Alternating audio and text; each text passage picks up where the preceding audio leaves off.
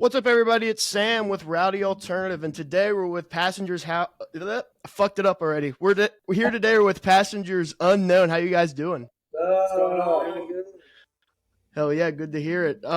So I am pretty new to your guys' music, but I was hooked right away, and I can't wait to dive into it. But before we do any of that, I guess what have you guys been up to? Shows in the studio, maybe. What have you guys been up to lately?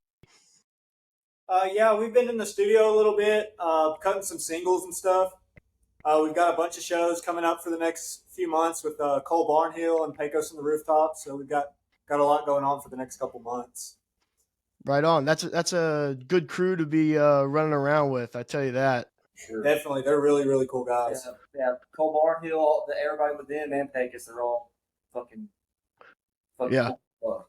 Absolutely. So I guess just so people could, well, first off, if you guys want to introduce yourselves, I think that'd be a good place to start. So if you want to go down the line. Left to right.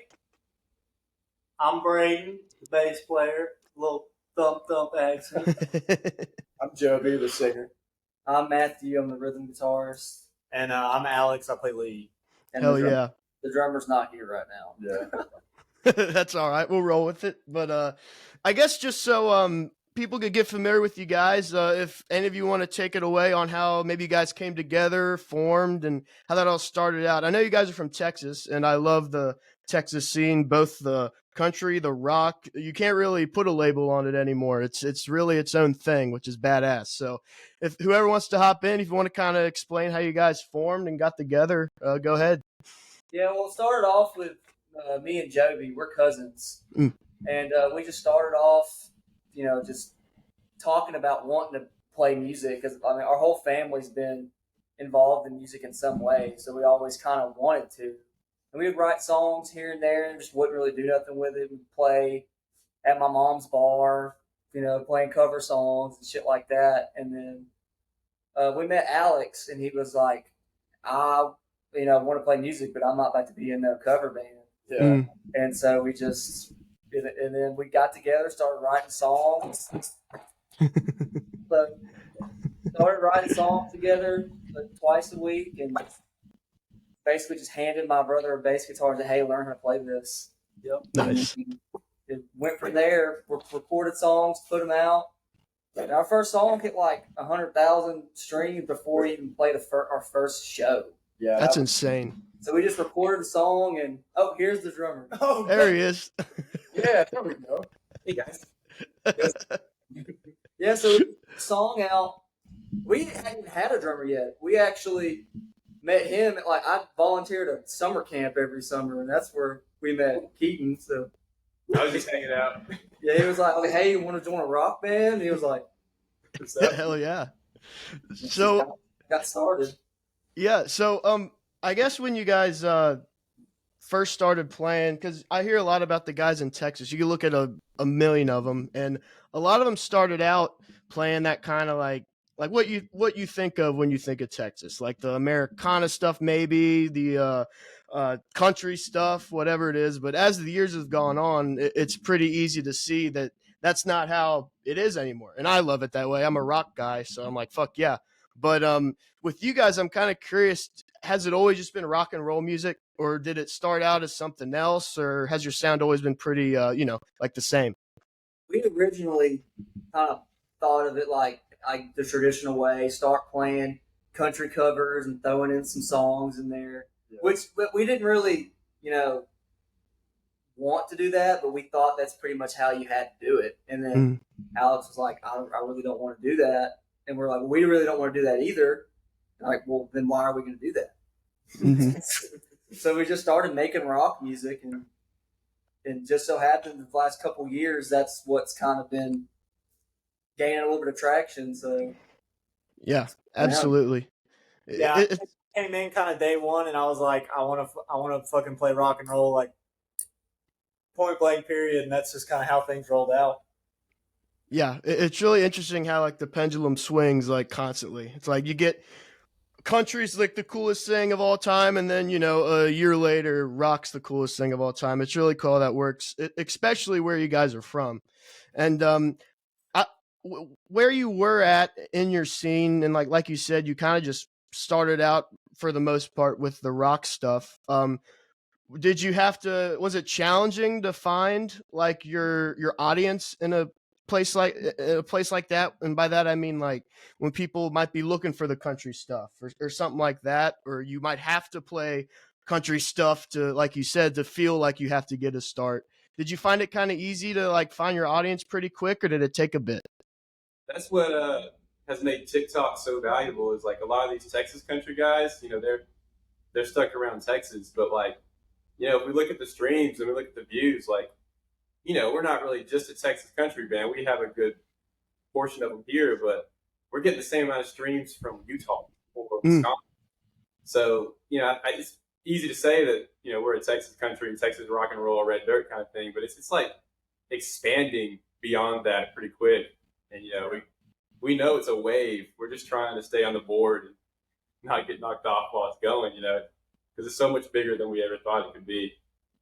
Yeah. At first I was very nervous about playing the rock music especially like close to like home, because they don't have nothing like that around here. So I was kind of nervous of how it would be received, but I was pleasantly surprised with how people, how much they liked the rock stuff around here. Yeah, for sure. And like and kind of going back to you mentioned TikTok and how it's very valuable. That's always a fun thing to ask guests is like, first off, whether they like it or not.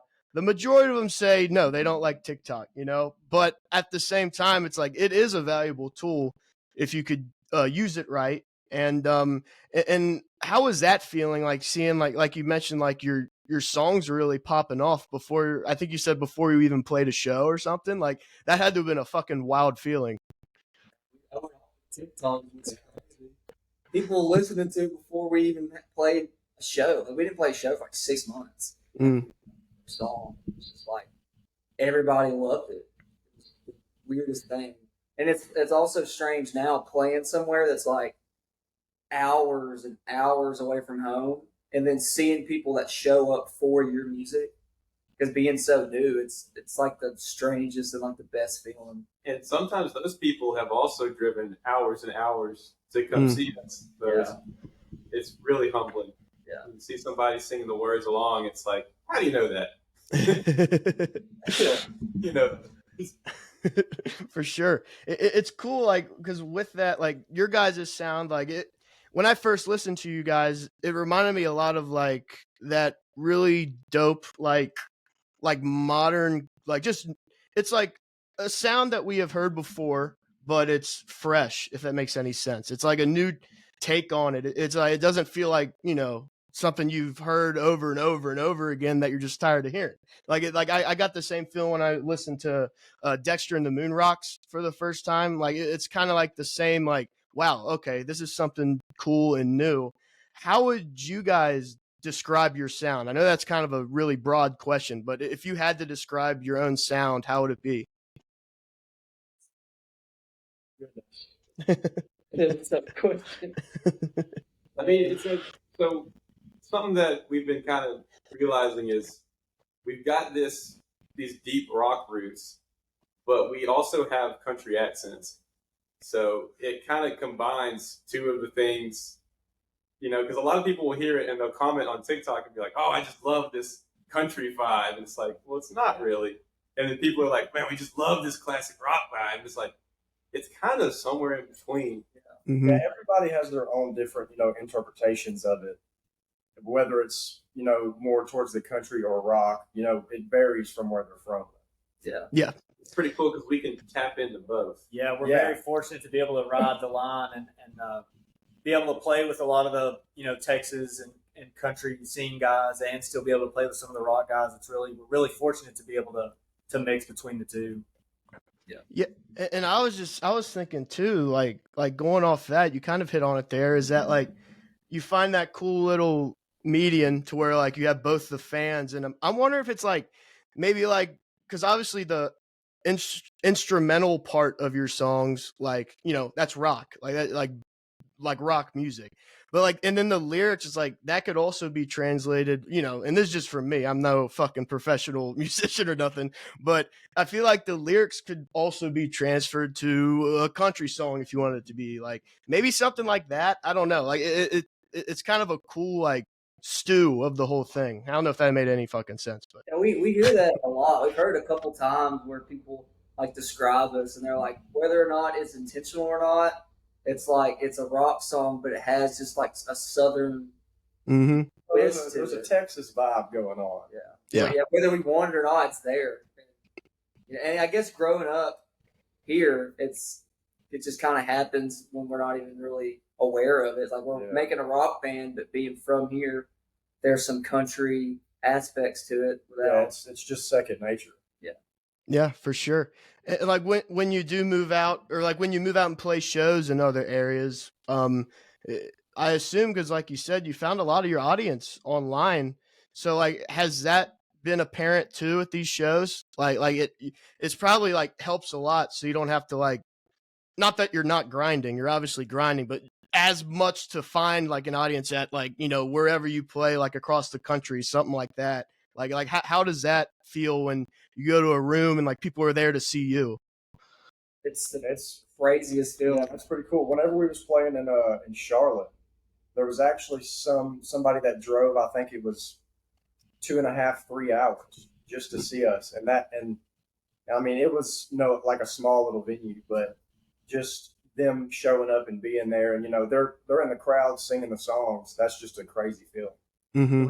More people show up to shows where we're 1,000 miles away from home than when we're 20 minutes from home. That's fucking nuts. That's the weirdest thing. It's all because of social media. Mm-hmm. It's very important as a new band now. You just have to be doing social media. You have to. Yeah, and being able to pull like I said again, I'm no professional in that, but when it comes to being able to, once you do hit and you do have a song that really pops off and you go to like start to play shows and stuff, I feel like that's like something an artist should really like make sure they do right. Because like you know, you see like some of these guys and gals, like they'll go viral off a song and then they're like placed in like a festival lineup or something. It's like, are they ready? Like, how do you know you're ready? And like, how do you make sure you're approaching it the right way?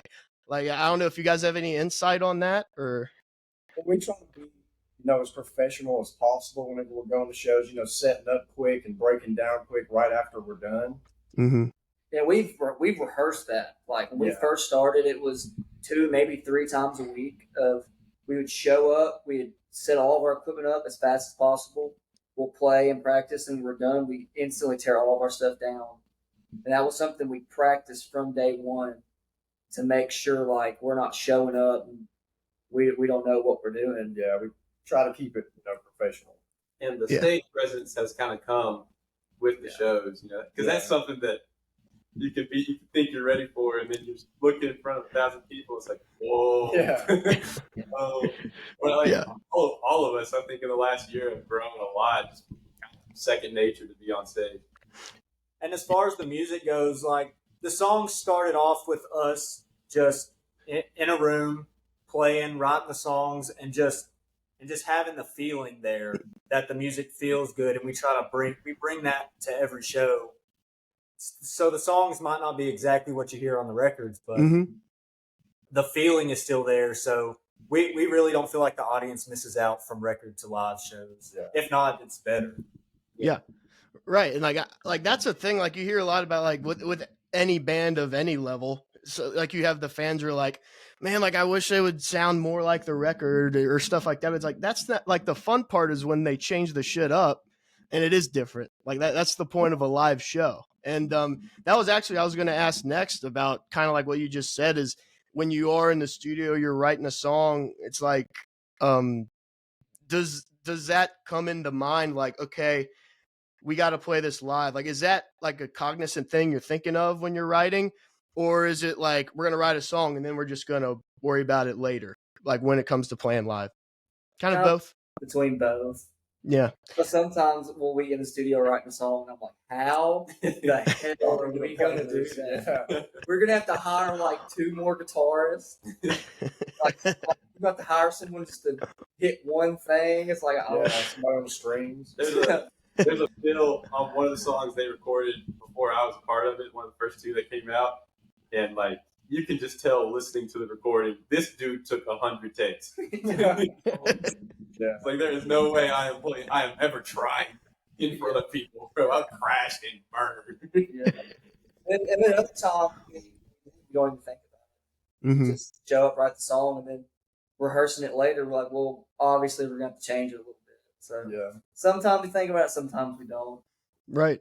Yeah, and going more into your guys' live show, I saw the reason I discovered you guys was through Matt, and I saw you guys played the Raise Rowdy Wednesday night, I believe, a couple weeks ago, and he texted me. He's like, "You got to have these guys on." I'm like, "Okay," and I listened. I'm like, "Fuck, yeah, I do."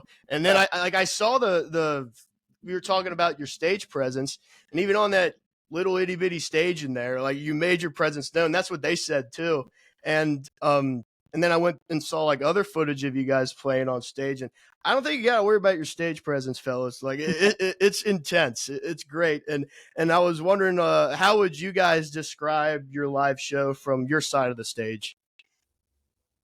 Who wants to go first?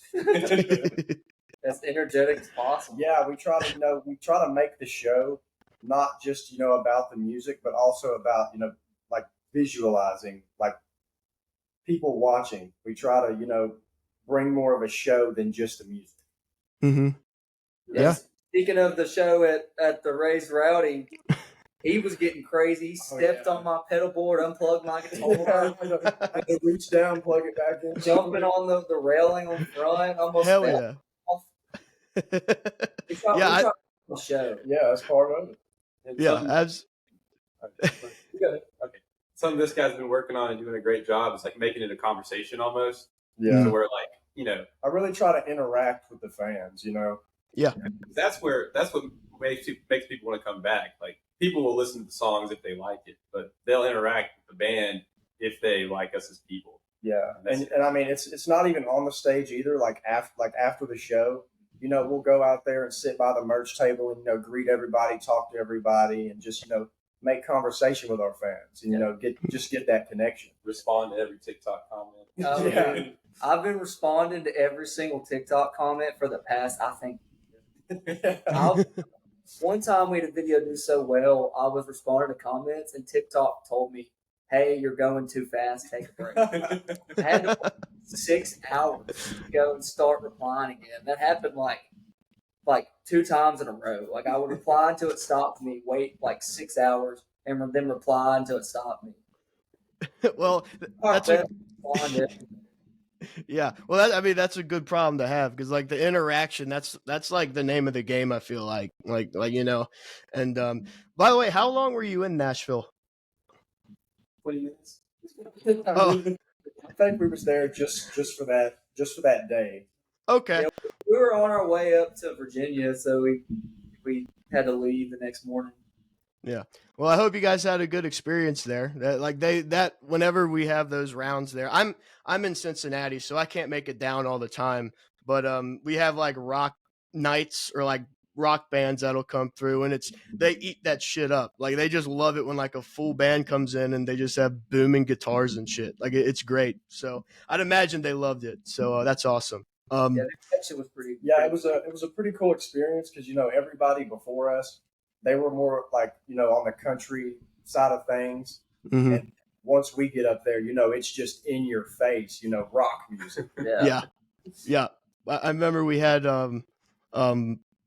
we did it was like our first night there, and we had a band a lot like your guys. They're called Frigga 5. They're from Atlanta, and they came in, and it was our first night at that bar, and it was a rock night. So the owner was like, we got, I hope I could say this. Oh well, but we got a call the next day. He's like, yeah, heard it was a little loud that last night. We're like, yeah, it was, yeah, a little bit, but we love it. So anyway, let's talk a bit about Lost and Losing. I know it's been out for a couple months now. I love it. It's fantastic, and I was wondering, like, first off, were you guys happy with the reception and everything, like the fan response when you dropped it? Yeah, for the most part, yeah, it seemed to get received pretty well. Good. It's a What big about? shift from what the other stuff that we are writing and have released. So Mhm. you can see how we were a little nervous about dropping it, but it seems like the people who really love it really love it. Yeah. You know, Yeah, Yeah. for sure. Well, is there any like story or themes that went into writing it, or was it something that kind of just flew off the cuff and you like had it, or like how'd that all go? Man, I don't even It just- remember. That one's been in the vault for a long Yeah. time. It started out as an acoustic song, though, I think, I think so. Yeah, I'm pretty sure. Okay. and then we just kind of developed it. You know, It was in a different tuning and everything. Yeah. Because he wrote the Braden. He wrote the actual guitar, the original guitar riff for it. And then I was like, I'm not doing all that. I'm gonna play a little different. Yeah.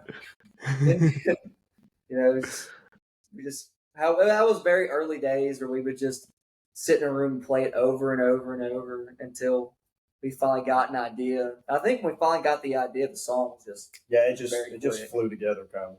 Yeah, that's nuts how that works. Like I don't know how you guys do that. Oh, by you guys I mean musicians. Like I don't know how. Like when you like the whole concept. Maybe I just think it, but like the concept of knowing when a song is done. It's like how would you know when a song is done? Like you know what I mean? Like what? Like I feel like some people might put a little too much thought into it, so it's a little like overpacked. Some people might be worried that they didn't put enough into it. Like for you guys, if that question even made sense, like how do you know when a song like is done and it's ready to go? for me, the song is never really done because, especially because we play them live, and sometimes I come up with new solos or new little parts, and it's like that would have been cooler in the song. Why didn't I think of that while we were recording it? But for me, I don't guess they're ever really done. Yeah. just a lot of times we'll just write until we literally cannot come up with anything else, and then just pick pieces out of all the stuff that we got. Just Make it as best as possible. pick the best parts. that's one of the good things about being a five piece. We're a band that we kind of come at it all together. Yeah. So we can compartmentalize. We got guitarists working on guitar, vocalists working on lyrics, and I'm working on the drums. And then when it all comes together, it's like, then we can kind of big idea, big brain, Yeah. get it from there. We all bring in our own, ideas and everything. We're always going to sound like us, as opposed to like some of those guys who, like, it's just their name. Yeah. They're going to have different studio musicians from time to time, and it's cool because their stuff is going to evolve differently and it'll be different every time. But for us, that's what we try really hard to do is to make it sound like we're the same people, Yeah. almost playing on the same instruments. Yeah. And I think it's fun and cool that we all write the song. It's not just one person Yeah. writing it and then bringing it. Like some songs I've wrote most of it. There's some songs like there's songs I think we've all like written most of the song, and there's songs we've all done together. So it's real. We always make sure we're all giving in and giving pieces to Like Fleetwood Mac, if we still liked each other. Let's hope you do. But when it comes to like trying to try something new out in the studio, like maybe you want to go like try something, experiment with another kind of sound or style or something like that. Do you find it challenging to do that? To like, but keep your sound, if that makes sense. Like, is it hard to kind of move on to maybe another kind of thing you want to go for in the studio, whether it's lyrically or instrumentally? Does it come pretty naturally? Like you're like, oh fuck, that's cool, that new thing we just did. Like how does that kind of happen for you guys? Well, occasionally it'll come like naturally. Like we'll just have an idea and throw it out there in the studio. But sometimes, after the song's done, we might think, hey, let's try some strings in there or something, or a little bit of piano in the background or something like that. Yeah, we're all for exploring the studio. That's what something that Alex over here did one day. He was like, dude, I've been messing around with Phrygian, bro. And then now all of a sudden, we sound like we're playing like Middle Eastern stuff. And it works. Yeah. So, we're always studying and we're all getting better and trying to get better. And then we'll bring what we've learned to the group. And then the group kind of just adopts it and sees where it goes. It's been pretty cool. And creative freedom is very important to us. Yeah. That we all kind of give our own inputs and stuff that we like into the music to, bring it all together as something unique. Yeah, badass. Really cool, I think, because we all bring in such different influences, and that's kind of why the music ends up sounding the way that it does. Because I know he's more of like the '90s, 2000s grunge, and Joby's more like the Soundgarden, Audio Slave kind of vibe. And we just bring a whole collective of different influences, and that's just kind of how everything comes together. And I think that that's really cool. Yeah, and that's what really does make you guys stand out. Like it is badass, and yeah, the Soundgarden thing I could definitely see when it comes to the vocals, man. I fucking love it. It's awesome. But it's obvious we get so many Chris Cornell comments. yeah, but I love it because you make it your guys' own thing, and that's the most important part at the end of the day. Is that like we all know what a Passengers Unknown song will sound like. Yeah, guys, I guess going off that, do you guys have anything new coming down the pipe that you might have releases, anything like that coming out? Got a new single on the way pretty soon. I think. Are we allowed to say that? We're allowed to say that, right? Hey, we said it. I got one coming soon.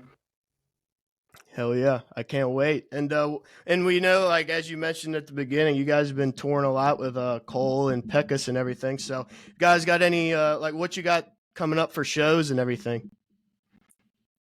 I should have told you that before. So a lot of people are like, "Damn, I don't have the dates with me." I'm like, "Sorry about that. I forgot." But okay, hell yeah. Yeah, we got a whole bunch of it's like 2 months. All over Texas. I think we're going to get all the way to Kansas, Oklahoma. Those states. Yeah, we went all the way up the East Coast, trying to stay regional for a little bit. Hell yeah. Yeah. For most of October, we'll be with Cole, kind of staying the regional, and then November we'll be with Pecos a lot, kind of in Kansas, Oklahoma, Arkansas, a little still pretty regional. Mm-hmm. Nice. Well, guys, thanks a lot for hopping on. You made a new fan out of me this past couple weeks. I love it, and everyone else should definitely listen to it too. So thank you guys for hopping on. And one more thing, if you have any plugs like website, socials, anything like that, the floor is yours too. Definitely follow us on Instagram, TikTok. You can also get all of our links and like pre-save links and everything on our website, www.passengersunknown.com. And yeah, hope you love it. Might find some of us on Tinder. Only. Nice. Only. All of the Hell yeah. And make sure to comment on their TikToks because they will answer. We will answer. I will answer every comment. I'll try to answer. Yeah. Right on. But guys, thanks so much for hopping on. I've been looking forward to talking to you guys. This was a lot of fun. And everyone, make sure to check Passengers Unknown out. They're great. Listen to some songs. Go to a show for sure. Buy some merch. And also check out Ray's Rowdy and Rowdy Alternative. We're on all the socials. Google us. We'll pop up. So thanks, everyone, for listening, and we'll see you guys next time. All righty.